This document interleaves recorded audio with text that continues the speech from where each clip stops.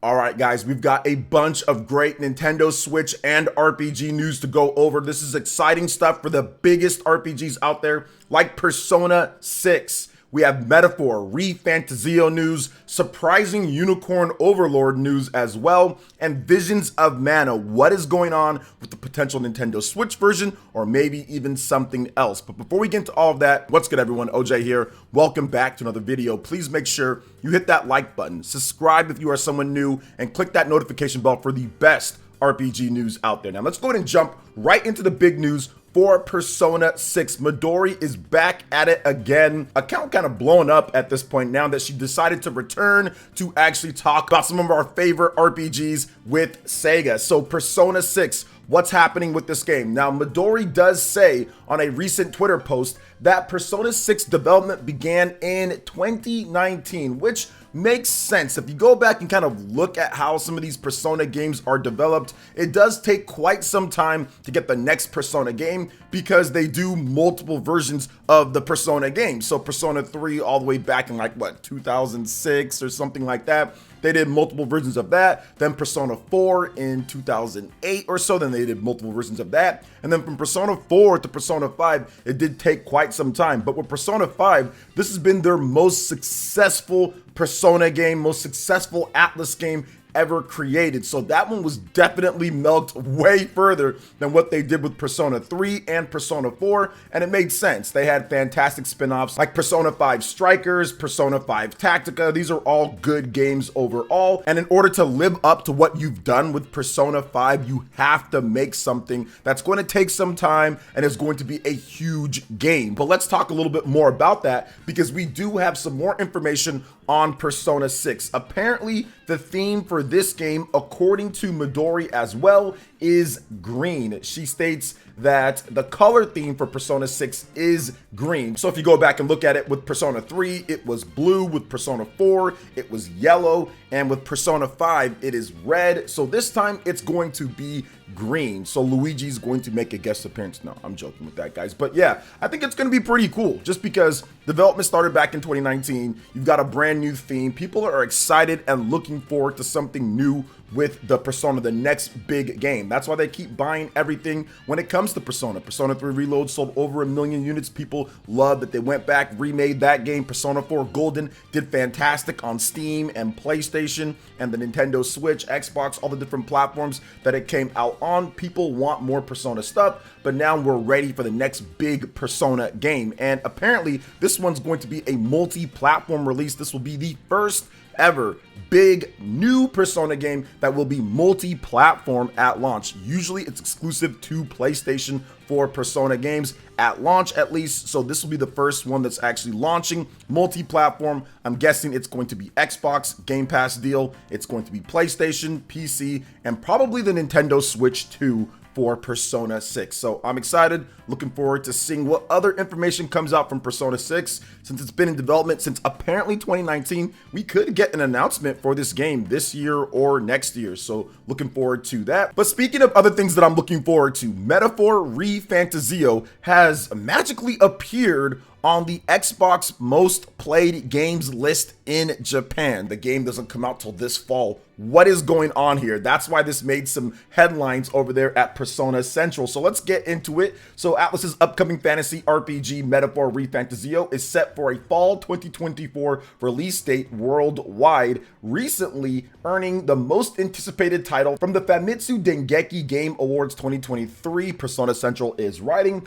Now, before any official release date has been given, it's been discovered that Metaphor ReFantazio has ranked at number 39 in the list of most played games on the official Xbox store page in Japan. This ranking would potentially suggest that there are enough playtest or early build versions of the game present on the Xbox servers to be one of the most played titles on the platform in Japan as of now. Metaphor ReFantazio will be released worldwide in fall 2024 for the Xbox Series X/S, Windows PC, PS4, PS5, and Steam. And Midori is also reporting that Metaphor ReFantazio will be released on the Nintendo Switch too. So this is interesting. The game's being play tested quite a bit, it seems, and it does does look like there's not going to be any more delays for this game, because this game has went through a whirlwind of issues from when it was first announced and revealed and how long it's taken. But I think the reason why is because the game has probably went through so many different iterations and revisions, and trying to create something on the scale of Persona set in the time that they're trying to do is just not easy. There's so many different things that are changing with technology over the time when you first start planning the game and when it's about to release, and you have to factor in everything. So I think that's the reason why this game is taking so long, but it's good that it's being play tested. It looks like it's going to be set for this year. Things are shaping up to be nice. A lot of play testers playing it, making sure that they get rid of those bugs or point out those bugs so they can take care of it. And Metaphor ReFantazio is #1 in my most anticipated games for 2024. That's how much I'm looking forward to it. So I can't wait to see more of this game once we get some new trailers and everything, but I'm already sold. I'm buying the game. It's going to be day one for me. I'm picking it up. I'm very, very happy that this game seems to be coming along quite nicely. But speaking of coming along quite nicely, did you guys know that it is National Unicorn Day? Yes, here, National Unicorn Day in the West. The official Atlus West Twitter account posted this on Twitter. Happy National Unicorn Day to all of our unicorn overlords. And they have the unicorn emoji. I did not know that it was National Unicorn Day. I had no idea, but this is a sign. It is a sign that I need to get back with it, and I need to make sure that I play more Unicorn Overlord, because that is one of the games that you guys have been requesting me to review more of my thoughts, and honestly, it just came at the quite possible worst time when it comes to different RPGs. I was traveling, there was so much stuff, so I didn't get a ton of time to put into the game beforehand. I put in a number of hours so I can talk about it and do a bit more than I did for the game, but I still need to delve more into it. I need to play it more. So that's exactly what I've been doing. I've been trying to play the game more, and I'm realizing that the more that I play this game, the more that I realize how brilliant it is. Unicorn Overlord is one of the best strategy RPGs that's out there. At first, it takes a little bit of time to adjust to you kind of going into the battles and having everything play out, but once you really start understanding the mechanics, your characters, the different tactics that you can do, the different weapons, equipment, where you go, this game has a ton of potential to turn into something even a lot more for what they can do in the future. But just the game itself is super fun and is packed full of incredible content to play through. So I did not know that it was National Unicorn Day, but Unicorn Overlord deserves its own day. It really does. And I'm happy that they actually pointed this out so I can talk about it, and to tell all of you guys, if you have not downloaded the demo for Unicorn Overlord, go ahead and check it out. The artwork, the music, the graphics, everything in this game is just super fun now that I'm heading back into it.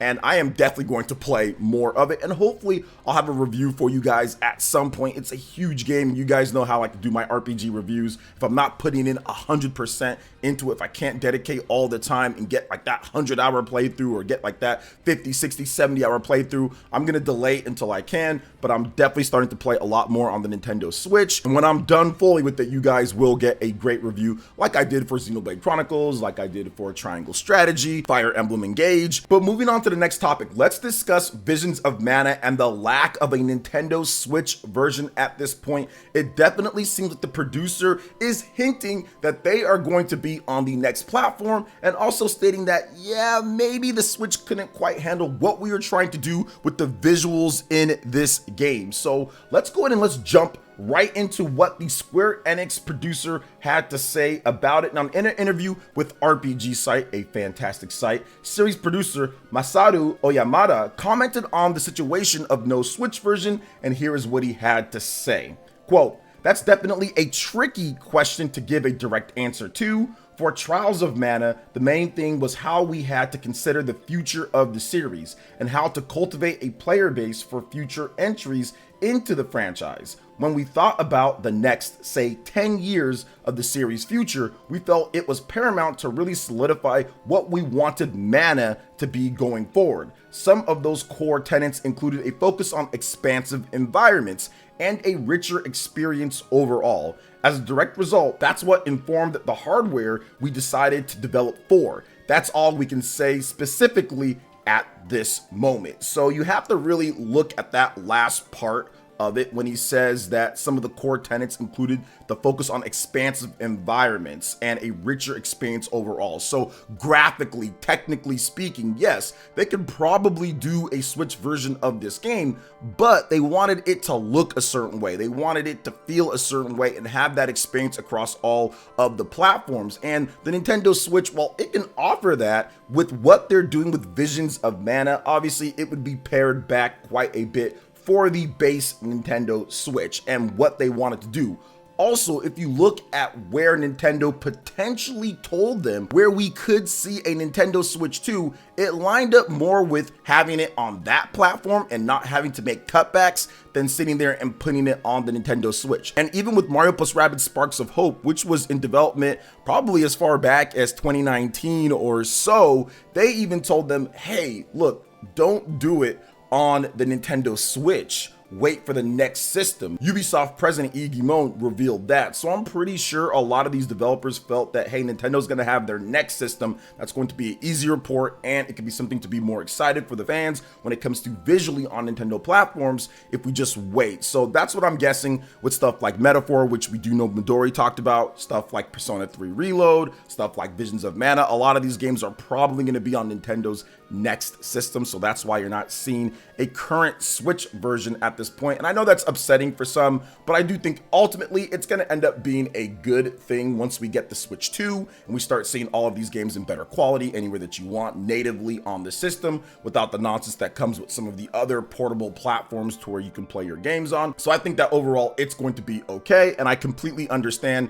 I'm buying Visions of Mana on the PlayStation 5, and then I'll pick up the Nintendo Switch 2 version later if it comes out, because to me, Visions of Mana is a must-play game. I've been supporting the Mana series since day one, pretty much. I didn't play the original Final Fantasy Mana type of game. I didn't play that when it first came out, but I played it later on the Collection of Mana and Secret of Mana, which is Seiken Densetsu 2. I played that game pretty much day one back in the day with my brother and his friend, so it was a fun time, and that's why I've been a lifelong Mana fan since then. All the entries haven't been incredible, but the ones that really are good, you really feel them and they stay with you for a very long time when it comes to the aesthetics, when it comes to the themes, the graphics, music, everything with the Mana series just has this specific charm to it. And I think that Visions of Mana could be the best, if not one of the best games in the franchise. So what do you guys think about everything that we talked about here, from Persona 6, Metaphor, ReFantazio, Unicorn Overlord, and Visions of Mana? This was a packed show overall, a lot of good games.